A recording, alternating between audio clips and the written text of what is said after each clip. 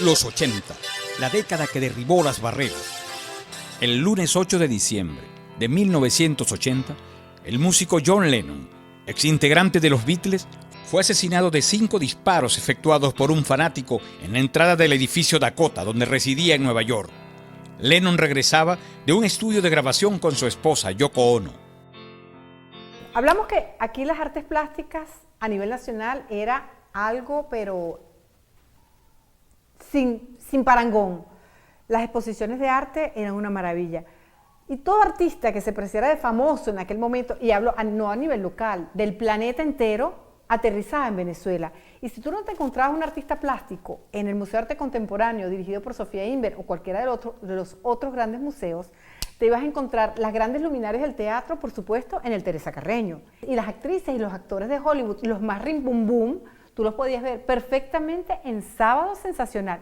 ¿Qué? Como lo oyes, en Sábado Sensacional. Estos ojitos que tengo yo, por ejemplo, vieron a Estefanía de Mónaco cuando hizo la primera y última canción de su vida, cantando al lado de Amador Bendañán.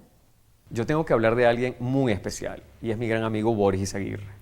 Con Boris disfruté enormemente los 80, porque además vivimos todas las fiestas de la época en la Caracas del momento, que era una ciudad festiva y divertida. Y Boris era un chico que se atrevía con la moda. Boris se vestía de Armando Piquer y llegaba con unos pantalones estilo palazzo, es decir, eran unos pantalones muy anchos, y con una camisa color nazareno. Así llegaba él a cualquier lugar cuando quería llamar la atención, vestido en esa estética de los 80. Pues Boris fue una de esas personas que marcó pauta en los 80, no solo por su actitud, sino también por su manera de vestir. Claro, hoy se ha convertido en un caballero sofisticado y maneja la estética del vestir, pero con una certeza y agudeza muy sofisticada. Pero en los 80, Boris era un chico atrevido, que se ponía cualquier cosa irreverente y lo disfrutaba, y así además encontraba la carta de presentación para entrar a cualquier fiesta. Mientras Laura Branigan, una cantante y actriz estadounidense, se hacía popular en los 80 con una versión de la canción Gloria, del italiano Umberto Tozzi, por la que recibió su primera nominación al Grammy.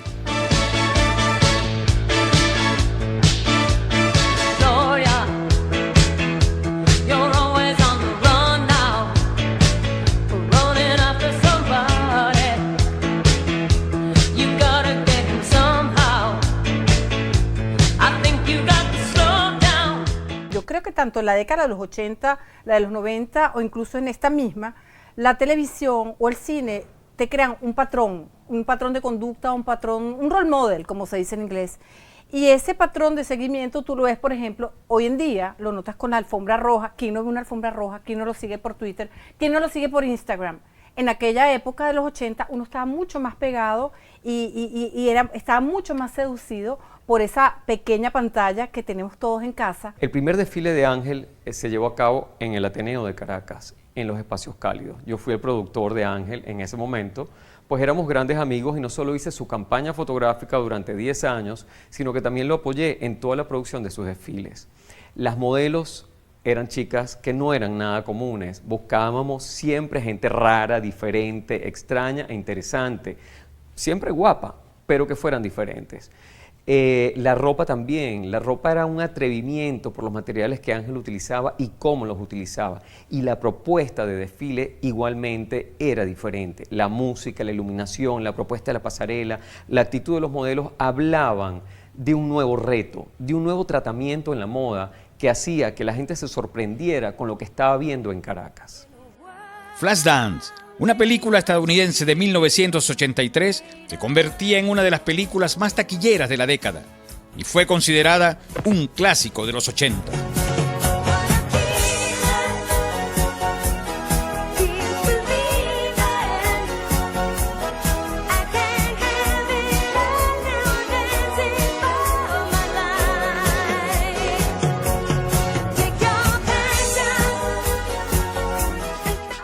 Pero fue Thriller, un video musical creado para promocionar la canción del mismo nombre del artista estadounidense Michael Jackson, estrenado el 12 de diciembre de 1983, que redefinió el concepto de los videos musicales y es considerado el video más importante de la cultura pop. además de ser el más visto, con un registro de más de 4.000 millones de personas hasta el momento.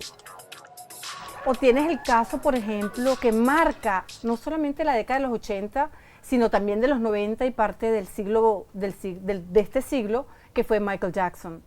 En ese entonces hubo un video que también fue un cisma de lo que era antes y después un videoclip, que fue Thriller. ¿Tú recuerdas Thriller? Sí.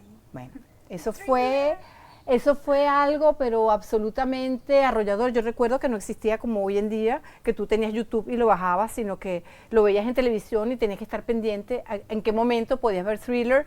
Y había gente que usaba, creo que eran los Betamax, y la gente se lo prestaba.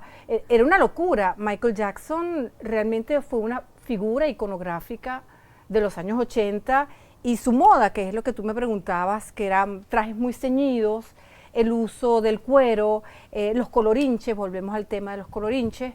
Bueno, fue una cosa que todos de alguna manera, por supuesto siendo tú más joven, replicabas y emulabas, y fue el estilo y una tendencia que marcó la década de los 80.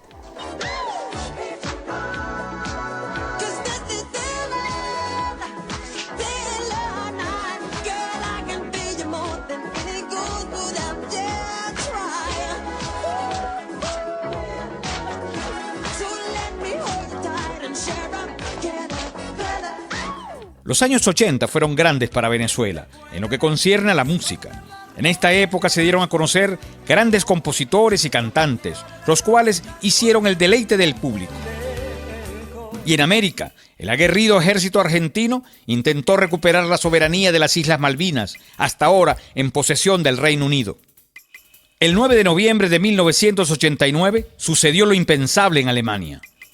El muro de Berlín, que partió en dos a la actual capital germana y que se convirtió en el símbolo de la división del pueblo alemán durante la Guerra Fría, cayó tras 28 años de haber sido construido.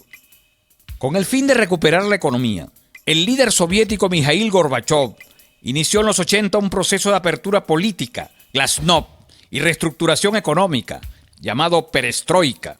Así se desarrolló la disolución del Estado socialista más grande del mundo, que también marcó el fin de la llamada Guerra Fría. En Venezuela, el lunes 27 de febrero de 1989, se inició en la ciudad de Guarenas una fuerte protesta por el aumento del pasaje de transporte público, lo que, aunado a unas asfixiantes medidas económicas implantadas por el gobierno de Carlos Andrés Pérez, desató la más cruenta jornada de saqueos y enfrentamientos que hizo que se utilizara el ejército para sofocar la rebelión popular. El saldo trágico fue de varias centenas de muertos y heridos. Estos sucesos reflejaron los cambios que ya se vislumbraban en el panorama político de Venezuela. Por todo esto, los 80 quedan marcados como una década de cambios sustantivos que revolucionaron diferentes aspectos de la cultura y también la política nacional y mundial. Seguiremos indagando en la historia noticiosa del país para presentarlo en este programa. De esta manera usted podrá decir con certeza: yo estuve allí.